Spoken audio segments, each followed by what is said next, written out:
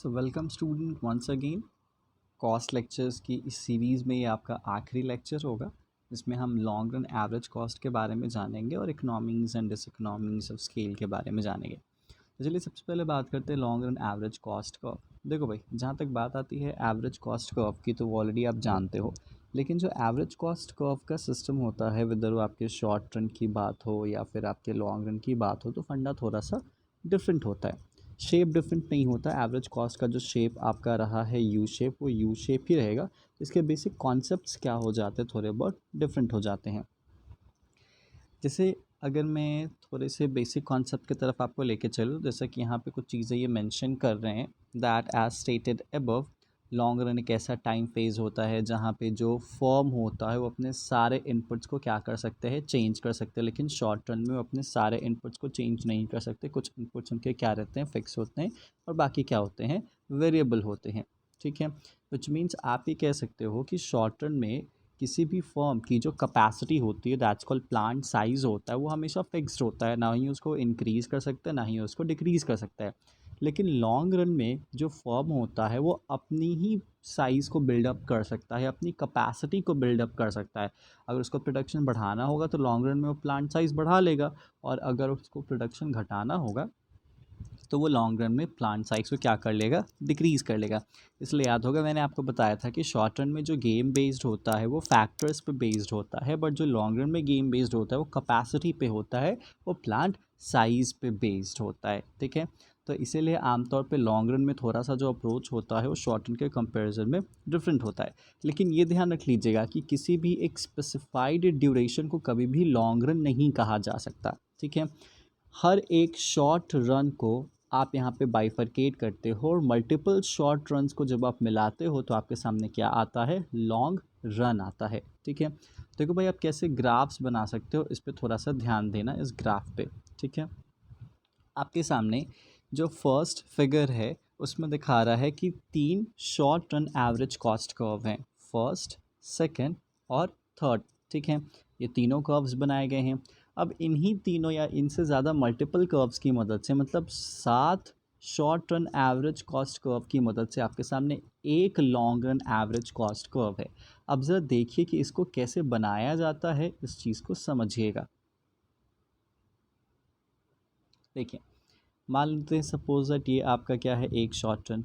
ठीक है, ये दूसरा शॉर्ट रन, ये तीसरा शॉर्ट रन, ये चौथा, ये पांचवा, छठा, सातवां, आठवां, नौवां और 10वां, जो भी है, ये मल्टीपल शॉर्ट रन्स हैं। ठीक है, अब इसी से एक लाइन ड्रॉ की जाती है। ज़रूरी नहीं है, याद रख लीजिएगा, मिनिमम पॉइंट हो। यहाँ पे एक लाइन ड्रॉ कीजिएगा, कहीं से भी वो शॉर्ट रन को टच करते जाए तो आपके सामने क्या बन जाएगा, एक लॉन्ग रन बनते जाएगा। ठीक है, अगर आपको नहीं समझ में आए तो मैं फिर से आपको समझाता हूँ। यहाँ पे कहा जाता है कि मल्टीपल शॉट्स को मिलाया जाता है तभी जाके एक लॉन्ग रन तैयार होता है। ठीक है, तो आपके सामने एक पहला शॉर्ट रन है। ठीक है, ये दूसरा शॉर्ट रन है, ये तीसरा शॉर्ट रन हो गया, चौथा हो गया, पाँचवा हो गया। 5 शॉर्ट रन कॉस्ट कर्व्स हो गए, short run average cost curve हो गया। ठीक है, उसके बाद फिर से एक शॉर्ट, दूसरा, तीसरा, चौथा और पाँचवा। तो ये आपके सामने multiple short run average cost curves हो गए। अब आपको क्या बनाना है, अब आपको लॉन्ग रन बनाना है, तो आपको एक लाइन ड्रॉ करना पड़ेगा जो कि short run average cost curve को टच करे, कहीं से भी टच करे, मिनिमम ज़रूरी नहीं है।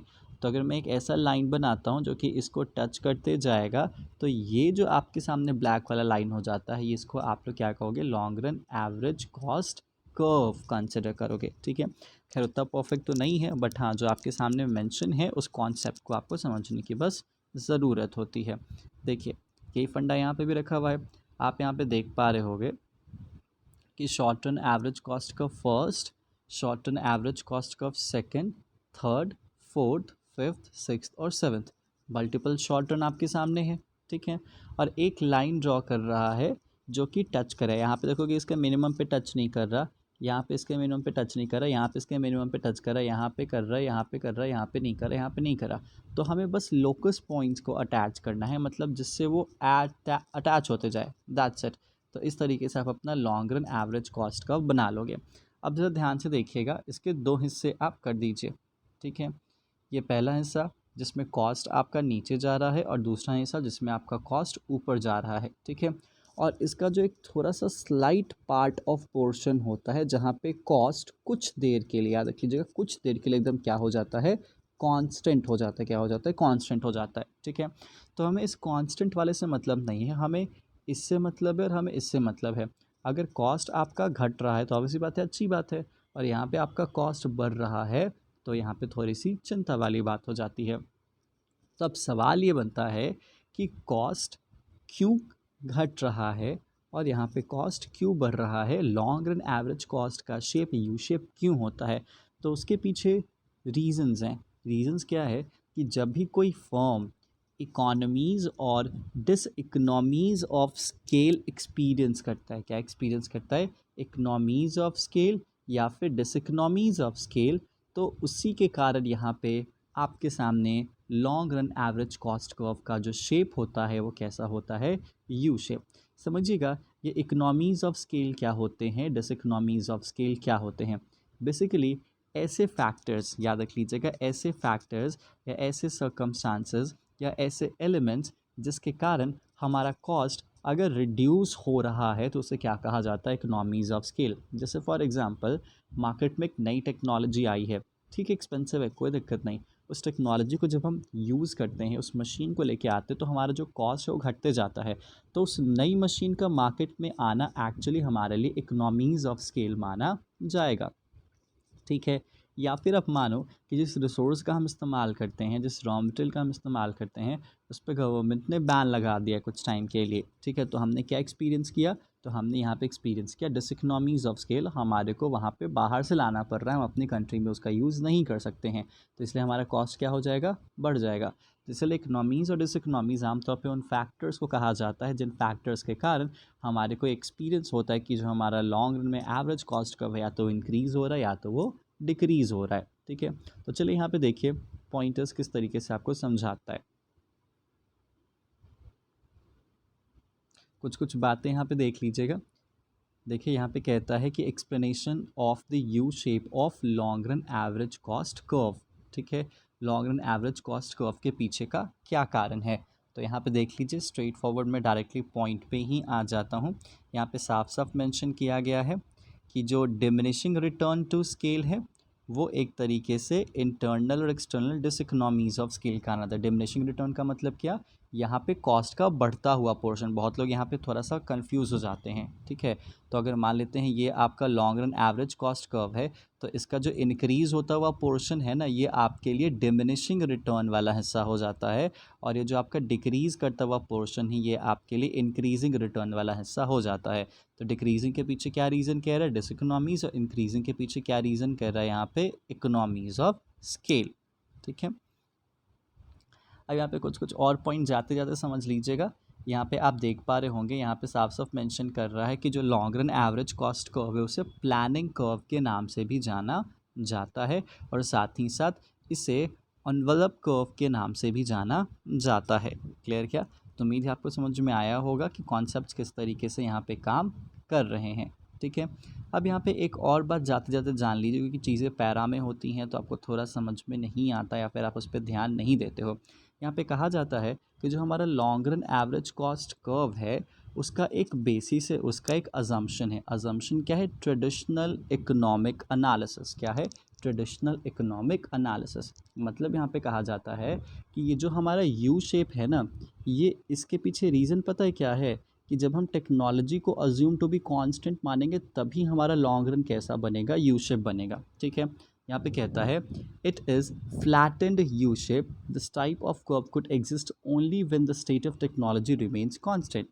लेकिन एम्पेरिकल एविडेंस ये बताते हैं कि मॉडर्न टाइम में टेक्नोलॉजी तो कांस्टेंट है नहीं, तो मॉडर्न टाइम में अगर टेक्नोलॉजी कांस्टेंट नहीं है तो जो हमारे कॉस्ट कर्व का शेप होता है वो एल शेप्ड होता है। क्या होता है, एल शेप्ड होता है।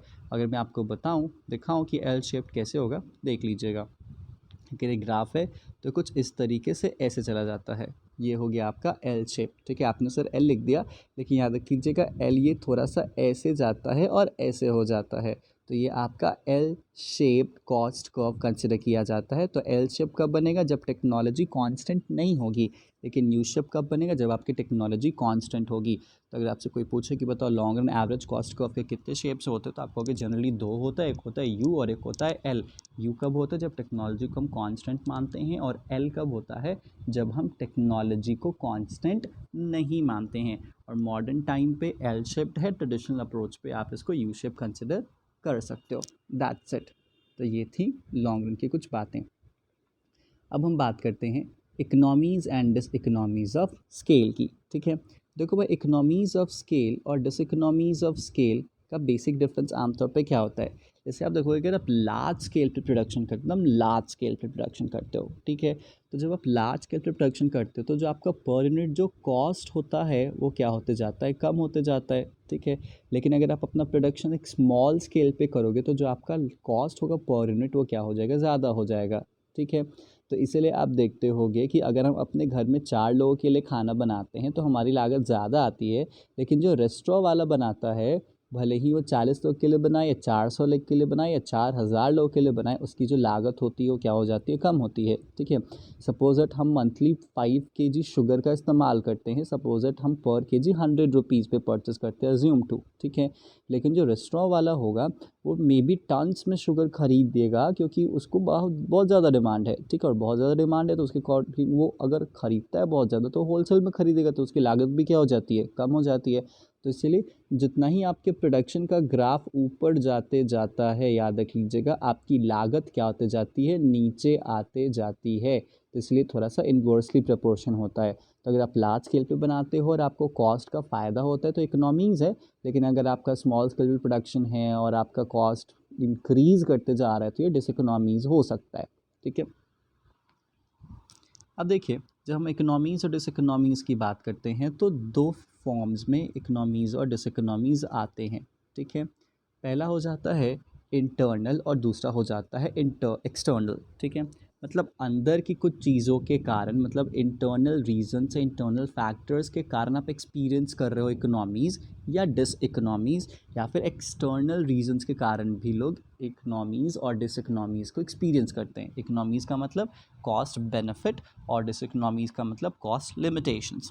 ठीक है, देखो सबसे पहला पॉइंट आपके सामने आ जाता है, that's called technical economies and diseconomies. ध्यान से समझिएगा, जब हम लार्ज स्केल प्रोडक्शन करते हैं तो लार्ज स्केल प्रोडक्शन में हमको इकोनॉमीज़ ऑफ स्केल मिलता है, और उसके पीछे रीज़न होता है कि हम सुपीरियर टेक्नोलॉजी का इस्तेमाल करते हैं।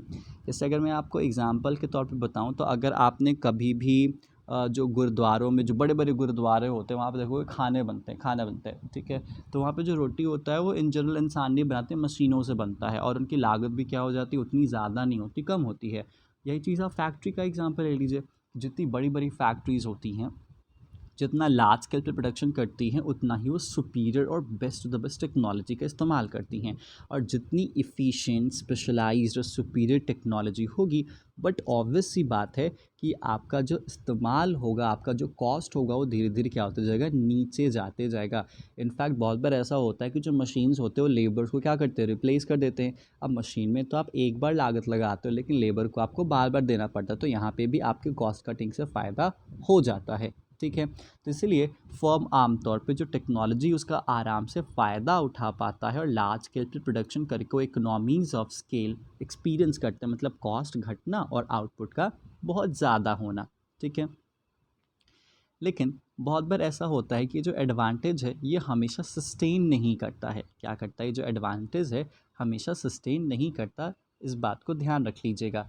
जैसे देखिए यहाँ पे कहते हैं that however beyond a certain point firm experiences net diseconomies of scale, मतलब उस बेहतरीन टेक्नोलॉजी का इस्तेमाल करने के बाद भी एक लिमिट के बाद आपको डिसइकोनॉमीज ऑफ स्केल का एक्सपीरियंस होगा।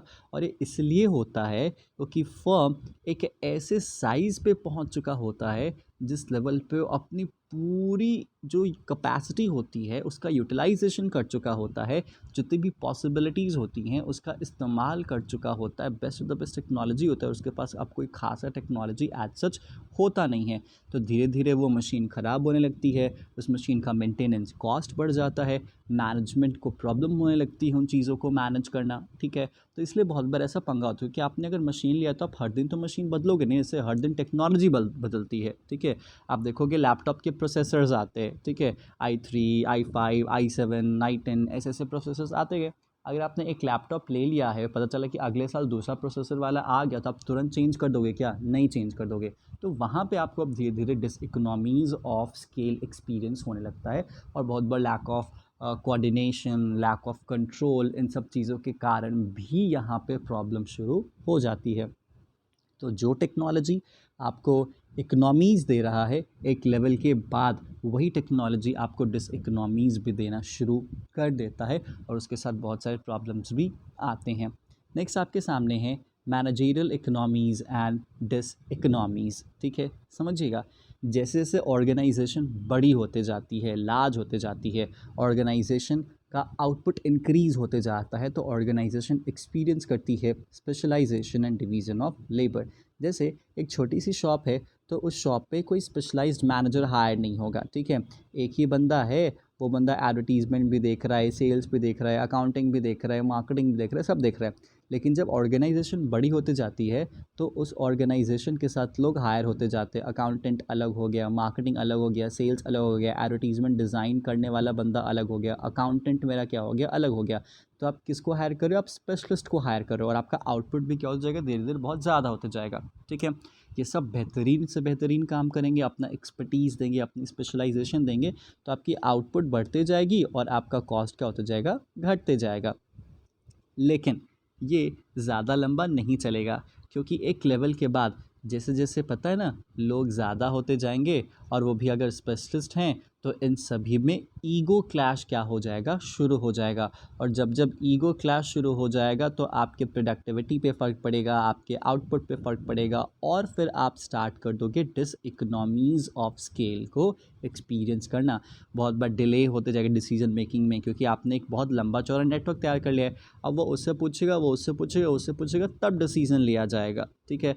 तो डिसीजन में डिलेज हो जाएंगे, कोऑर्डिनेशन नहीं हो पाएगा, कोऑपरेशन नहीं हो पाएगा, ईगो क्लैशेस हो जाएंगे, ठीक है।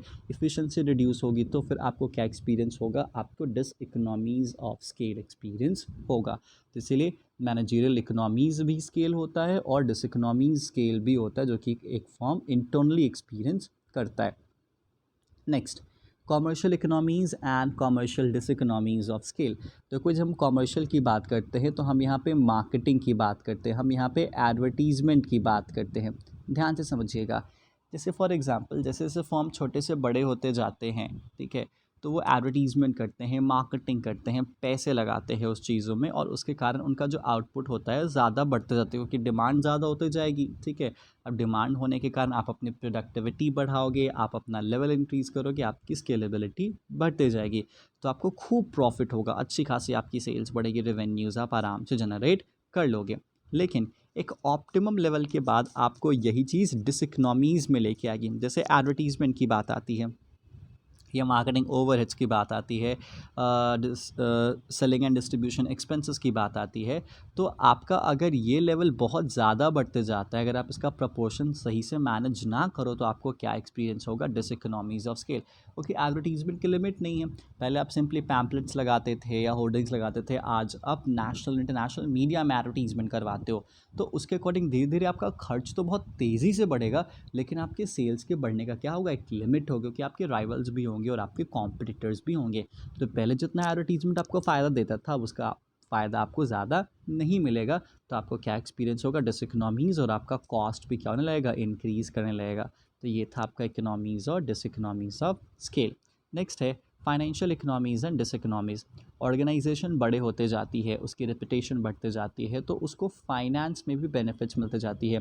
वो लोन ले सकता है, स्टॉक मार्केट में अपने आप को लिस्ट अप करके वहाँ से फंड्स को जनरेट कर सकता है।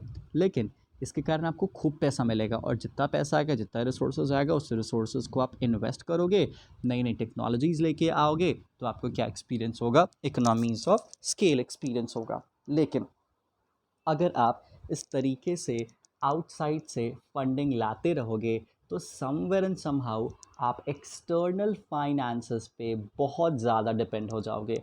और एक्सटर्नल फाइनेंसेस पे डिपेंड होना मतलब कंट्रोल लूज़ करना, इंडिपेंडेंस लूज़ करना, जिसके बाद समवेयर एंड समहाउ याद रख लीजिएगा आपको एक्सपीरियंस होगा कि आपने बेमतलब का फाइनेंस जनरेट किया था। वो तो पैसे भी आपके ज़्यादा इस्तेमाल नहीं हो रहे और ऊपर से इंटरफेरेंसेस भी हो रहे हैं, कंट्रोल भी आप लूज़ कर रहे हो। तो अब आप क्या एक्सपीरियंस करोगे?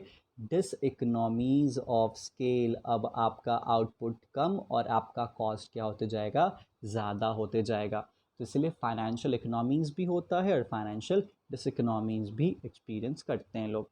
नेक्स्ट है risk bearing economies and risk bearing diseconomies. देखो यहाँ पे कहता है कि जो लार्ज बिजनेसेस होते हैं वो आमतौर पे काफ़ी ज़्यादा डाइवर्स होते हैं और उनकी जो प्रोडक्शन कैपेसिटी होती है वो काफ़ी अच्छी खासी होती है, अच्छे खासे अप्स एंड डाउन्स को एक्सपीरियंस करते हैं, बस मैनेज होता है।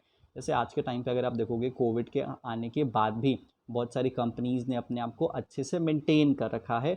वो इकोनॉमिक अप और इकोनॉमिक डाउन में भी अपने आप को मैनेज करके लेके चल रहे हैं क्योंकि समवेयर सम उनके पास एक स्ट्रॉन्ग फाइनेंशियल कुशन बना हुआ है। ठीक है, तो आराम से रिस्क ले सकते हैं, ऐसा नहीं है कि रिस्क नहीं ले सकते हैं। और इस रिस्क बियरिंग के कारण उनको क्या एक्सपीरियंस होता है? इकोनॉमीज़ ऑफ स्केल बेयर होता है। इसके टाइम पे अगर आप रियल लाइफ एग्जांपल देखना चाहते हो तो आप अडानी ग्रुप का एग्जांपल देख लीजिए। रिस्क बियरिंग इकोनॉमीज़ में अभी हैं और अच्छा खासा प्रॉफिट वो जनरेट कर रहे हैं। लेकिन जब जब रिस्क बढ़ता है तो रिस्क बहुत बार बहुत ज़्यादा बढ़ जाता है और बहुत ज़्यादा डाइवर्सिफाई हो जाता है और इसलिए बहुत बार वो इकोनॉमिक डिस्टर्बेंसेस को कवर नहीं कर पाता और इसलिए बहुत बार आप यहाँ पे internal diseconomies of scale का भी एक्सपीरियंस करते हो। देखते हो कि बहुत बड़ी से बड़ी कंपनीज़ थी, बहुत अच्छी खासी कैपेसिटी वाली कंपनी थी, लेकिन जब एक अच्छा खासा रिस्क जब वो उठा लेते हैं तो बहुत बार वो बहुत बार जो इकोनॉमिक अप्स एंड डाउन्स होते हैं, जो शॉक्स होते हैं, उसको वो अब्जॉर्ब नहीं कर पाते और इसलिए बड़ी से बड़ी कंपनियां भी बहुत बार मिट्टी में मिल जाती हैं। ठीक है, तो इसलिए रिस्क लीजिए, हाँ उतना ही रिस्क लीजिए जितनी आपकी कैपेसिटी है। ज़्यादा लीजिएगा, रिस्क पे रिस्क लीजिएगा तो फिर थोड़ा सा आपके लिए दिक्कत हो सकती है। तो ये था आपका internal economies and diseconomies. भैया टेक्नोलॉजी आपकी, एडवर्टीजमेंट आपको करना है, मैनेजमेंट आपका है, रिस्क आप बेयर करोगे। तो ये internal economies and diseconomies of scale थे। ठीक है, अब हम बात करते हैं external economies and diseconomies, मतलब बाहर के कुछ ऐसे फैक्टर्स जो कि आपको फ़ायदा देंगे या फिर आपको नुकसान देंगे। देखिए यहाँ पे साफ साफ मेंशन करता है that internal economies are economies enjoy by firm on account of use of greater degree of division of labor and specialized machinery at higher levels of output। ठीक है, they are internal in the sense that they occur to firm due to its own efforts। ठीक है, यहाँ पे उसको internal इसलिए कहा जाता है क्योंकि वो फॉर्म का अपना है, फॉर्म का उसमें अपना डिसीजन लगा हुआ है। ठीक है, लेकिन इंटरनल इकोनॉमीज़ के अलावा यहाँ पे एक्सटर्नल डिस इकोनॉमीज़ भी होते हैं और यहाँ पे एक्सटर्नल इकोनॉमीज़ और डिस इकोनॉमीज़ ऐसे इकोनॉमीज़ और डिस इकोनॉमीज़ होते हैं जो कि फॉर्म के एक्सपेंशन के कारण पूरे के पूरे इंडस्ट्री से मिलते हैं। जैसे अगर एक फॉर्म है, ठीक है, तो उस फॉर्म के जो अपने फैक्टर्स हुए अपने, वो क्या हो जाएंगे? Internal economies and diseconomies. लेकिन जब आप बहुत सारे फॉर्म्स को मिलाते हो तो क्या बनता है? इंडस्ट्री बनता है। जैसे टेलीकॉम इंडस्ट्री, ठीक है, तो टेलीकॉम इंडस्ट्री में एयरटेल है, जियो है, आपका बीएसएनएल हो जाता है, वोडा आइडिया हो जाता है, तो टेलीकॉम इंडस्ट्री है और उसके फॉर्म्स मैंने बताएं जो जिसका नाम मैंने यहाँ पे लिया। तो जब उनका एक अपना इंडिविजुअल फैक्टर होता है, जैसे जियो का अपना डिसीजन था कि वो फ्री बेचेगा, रिस्क लिया उसने, ठीक है, तो वो इंटरनल इकोनॉमीज़ और डिस इकोनॉमीज़ था। लेकिन मार्केट में आज के टाइम पर इंटरनेट का डिमांड बढ़ते गया, इंटरनेट की स्पीड और ज़्यादा अच्छी लोग चाह रहे हैं, तो ये क्या है? एक्सटर्नल इकोनॉमीज़ जो कि इनको क्या करेगा? फ़ायदा ही देगा। लोग 5G का वेट कर रहे हैं और ये इंतज़ार उनको क्या दे रहा है? फ़ायदा दे रहा है। That's it. तो इसलिए हम देखते हैं कि बाहर से आउटसाइड जब इंडस्ट्री एक्सपैंड करती है, इंडस्ट्री बड़ी होती है, फॉर्म नहीं, इंडस्ट्री बड़ी होती है, तो क्या क्या बेनिफिट्स आपको मिलते हैं?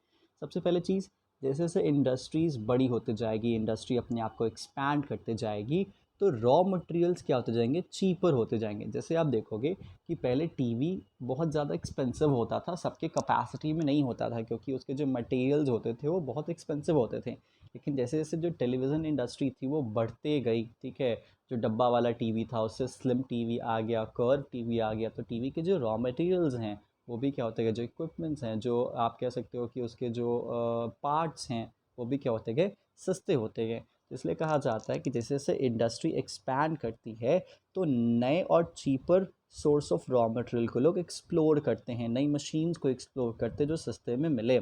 और इस इंडस्ट्री के एक्सपेंशन के कारण डिमांड भी क्या होती है, बहुत ज़्यादा बढ़ती है इन मटेरियल्स की, और कैपिटल इक्विपमेंट्स की भी बहुत ज़्यादा ज़रूरत होती है। तो इसीलिए जब लार्ज स्केल पे चीज़ों को लेके जाते हैं तो कॉम्पिटिटिव प्राइस आता है और सस्ते में लोगों को टेक्नोलॉजी और रॉ मटेरियल्स भी अवेलेबल होते हैं, जिसके कारण वो इकोनॉमीज ऑफ स्केल का एक्सपीरियंस करते हैं।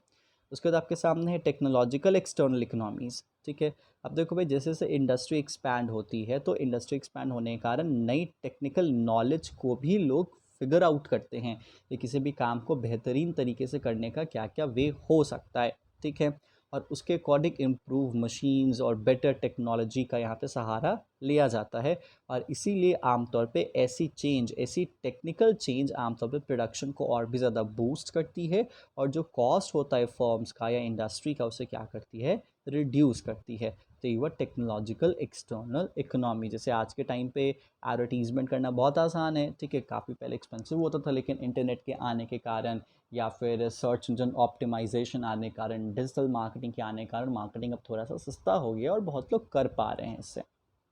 Next, development of skilled labour.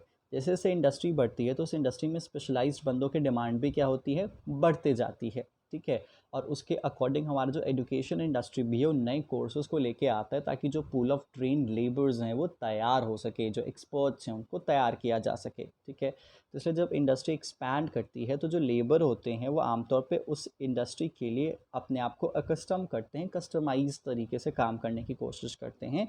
और ये चीज़ कहीं ना कहीं उस इंडस्ट्री को भी काफ़ी ज़्यादा फ़ायदा देता है, क्योंकि पूल ऑफ ट्रेंड लेबर उसके पास अवेलेबल होते हैं जो कि उसकी प्रोडक्टिविटी और कॉस्ट पे काफ़ी ज़्यादा फेवरेबल इफेक्ट लाते हैं। क्योंकि एक सीखे हुआ इंसान या फिर जिस इंसान को काम करना आता है, जिसका नॉलेज है, उससे काम करवाओ और एक फ्रेशर से काम करवाओ, अंतर होता है, क्योंकि फ्रेशर को हमें ट्रेन करना पड़ता है, वहाँ पे हमारा कॉस्ट क्या हो जाता है, बढ़ जाता है। तो इसीलिए यहाँ पे कहा जाता है कि जनरली लोग फ्रेशर्स को हायर नहीं करते क्योंकि उनकी कॉस्ट ज़्यादा हो जाती है। आमतौर पे लोग एक्सपीरियंस एक्सपर्ट या फिर ऐसे लोग जिसको इंडस्ट्री का काम एटलीस्ट पता है, पढ़ा है उन्होंने, तो उनको हायर करने में थोड़ा सा ज़्यादा आसानी होती है। नेक्स्ट है ग्रोथ ऑफ एंसेस्लरी इंडस्ट्रीज़। देखो भाई, ग्रोथ ऑफ एंसेस्लरी इंडस्ट्रीज़ का मतलब क्या है, ऐसी इंडस्ट्री जो इंडस्ट्री आपको सपोर्ट करती हैं, आपको क्या करती हैं, फ़ायदा पहुंचाती हैं। ठीक है, क्योंकि यहाँ पे कहता है expansion of industry encourages the growth of number of ancillary industries which specialize in production and supply of raw material, tools, machinery, components, repair services, etc. ठीक है, जैसे आज के टाइम पे अगर आप देखोगे तो एसी बनाने वाला तो ठीक है, एसी बहुत बनाने वाले हैं, बेच रहे हैं। आप उसके कारण आप देखोगे कि छोटे छोटे शॉप्स ओपन हो जाते हैं जो कि एसी की रिपेयर करते हैं, क्योंकि जब तक सपोज दैट हमारे पास गारंटी वारंटी में हम कंपनी को कॉल कर लेते हैं, ठीक है, कंपनी आ जाती है, आके बना देती है। जैसे ही गारंटी ख़त्म हो जाता है कंपनी को कॉल करते हैं और कंपनी कहती है कि भाई साहब इतना लेंगे। अब हम सोचे भाई इतना पैसा लेंगे, ये पहले तो यार वारंटी में था तो ये फ्री में कर देते थे, अब वारंटी से बाहर चले गए, इतना पैसा लेते हैं। तो पता चला कि भाई जो यहाँ पे जो रिपेयर शॉप है ना, वहाँ पे वो एसी भी रिपेयर करता है, तो हम उसको लेके आ गए। तो एसी रिपेयर शॉप्स का ओपन होना क्या दिखाता है कि जैसे जैसे इंडस्ट्री एक्सपैंड होते जा रही है, एंसेस्लरी इंडस्ट्री भी ग्रोथ होते जाती है और हमारे को कॉस्ट कम पड़ता है उनसे काम करवाना। तो ये बेसिक सा एग्जाम्पल है, आप उसको ज़्यादा सीरियस मत लीजिएगा, बट ये कहना है कि इंडस्ट्री एक्सपैंड करती है तो उसके बहुत सारे जो काम होते हैं वो अलग अलग इंडस्ट्रीज़ उसको करके देती है। आउटसोर्सिंग का फ़ायदा आमतौर पे आप इसे कह सकते हो, और उसके कारण जो आमतौर पे आपका जो कॉस्ट है वो क्या हो जाता है, रिड्यूस हो जाता है।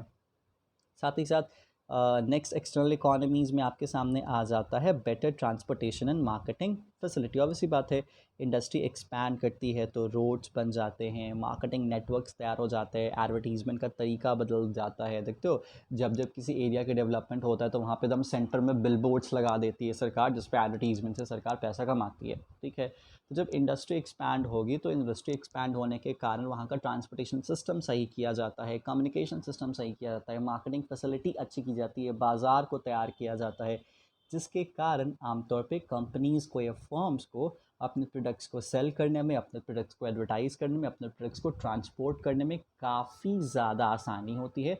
और ये आसानी सिंपल बस कन्वीनियंस नहीं है, यहाँ पे कॉस्ट भी कम होता है। ओके, टूटे रोड से अगर ट्रक आता है तो वक्त लगता है, लेकिन अगर एक अच्छे रोड पे चीज़ें आती हैं तो वक्त भी कम लगते हैं। इसके कारण आपकी लागत भी क्या हो जाती है, बचती है।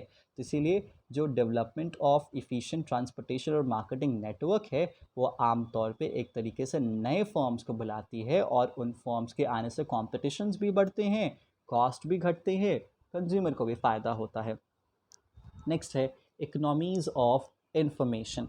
देखो, इंफॉर्मेशन का एक बहुत बड़ा गेम होता है। Information regarding technology, labour, price, product easily और चीपली कहाँ पे अवेलेबल है, अगर ये आपको पता चलता है तो आप वहीं से उन चीज़ों को लेके आने की कोशिश करते हो। जैसे बेसिक सा एक सेंस में कहता हूँ, अप्रोच बता रहा हूँ, ठीक है। बहुत बार मैंने देखा है, एक्सपीरियंस किया है कि आमतौर पे जब आप ईस्टर्न इंडिया की बात करते हो, और स्पेशली अगर आप ईस्टर्न यूपी की बात करते हो, बिहार की बात करते हो, तो आमतौर पे जो आपको कंस्ट्रक्शन के जो लेबर्स मिलेंगे, जो कंस्ट्रक्शन साइट्स पे जो बिल्डिंग्स बनाते हैं, वो आमतौर पे आपको देखने को मिला है कि बंगाल से थोड़ा ज़्यादा आते हैं, ठीक है। और अगर मैं थोड़ा सा उसमें स्पेसिफाई करूँ, तो जो बंगाल के जो मुस्लिम्स होते हैं, वो कम्युनिटी आपको ज़्यादा एक्सपीरियंस होगा, ठीक है, कि वो बिहार की तरफ आते हैं, ईस्टर्न यूपी में आते हैं और कंस्ट्रक्शन साइट्स पे काम करते हैं। कैसे काम करते हैं, क्योंकि उन एरियाज़ में जो लेबर्स हैं कंपेयर टू इन एरियाज़ क्या होते हैं, सस्ते होते हैं, और लोग उनको लेके आते हैं, प्रॉपर्ली रखते हैं, जगह देते हैं,